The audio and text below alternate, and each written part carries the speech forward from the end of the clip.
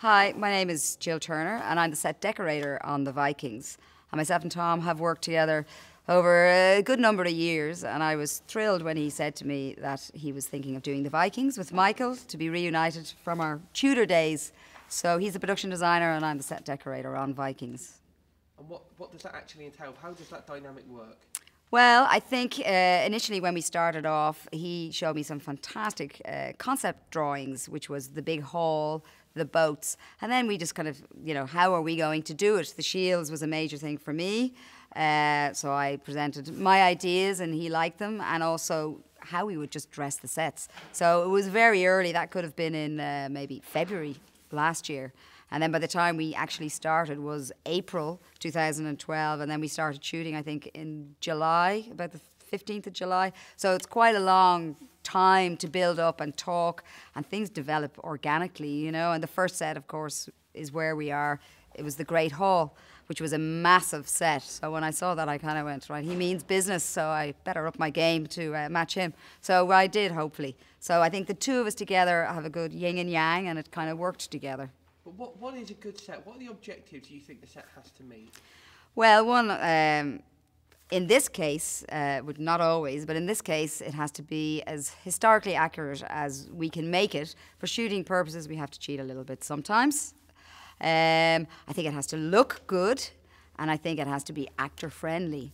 And sometimes even when the crew come in, and they kind of go, wow, this looks really good, you've done something right, because they've seen it all before. So I think to make it interesting and exciting, and different. For me, one of the big dynamics in the show is between the two brothers. Yeah. And everything talks to us about that, and everything gives us information about those characters and about that contrast. Yeah. That includes your work. So how did you embody the difference between those guys? Well, I think Ragnar is a lot more thoughtful. He kind of thinks before he kind of speaks. And I think what helps Ragnar is that he has a wife and he's two children. So I think he's kind of very secure in himself. Rollo is kind of the younger brother, I can't remember if he's the younger brother or the older brother. But anyway, he kind of has a little bit of a complex that he's not the main man. So I think he's kind of struggling. He loves Ragnar and he's struggling all the time.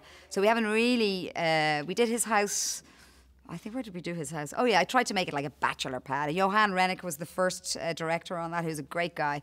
And he just said, just make it like a bachelor house. Imagine he eats and he just throws things on the floor. And that's what we tried to do. So it was kind of, there was not really any order. He had a hammock, So, and he was right at the door, so he could just see everybody coming. So he was definitely kind of a lone wolf kind of guy, I guess my last question then, just quickly, is if we were to take the characters out and even take the story out, and the camera was just to give us a tour of the sets, do you think there's some little things in there that we pick up on that would be clues to what stories have taken place in these environments?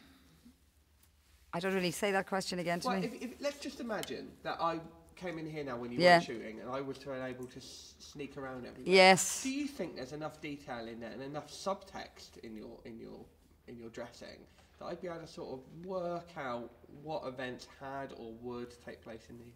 Well, I hope so. You tell me. I think so. I think where we are now, we've the Great Hall, so that would speak for itself. You know that somebody important lives there. We've made it more organic this year. I think last year it was when Gabriel was the Earl.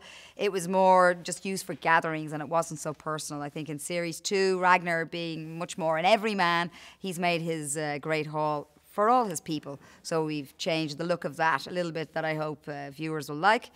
I think the Sears is a great set. It's one of my favourite sets, and I think you definitely know that that's the Sears set when you go in there. Ragnar's set, I think it was a lovely set as well. It was very interesting and it was small. And I think when Athelstan joins them, it was another dynamic. So we kind of had to divide up the end where the animals were at the end of their house. Suddenly it was where Athelstan slept. So I hope that you can kind of figure out roughly whose character each house is by what's in it. I think we did Eric's set. I don't know if you met. He was like a fur trader, so I put loads of pelts, and he was an older guy, so he was a little bit more up. He had a little bit more money, so to speak. So he had more things. So that's what I've tried to do.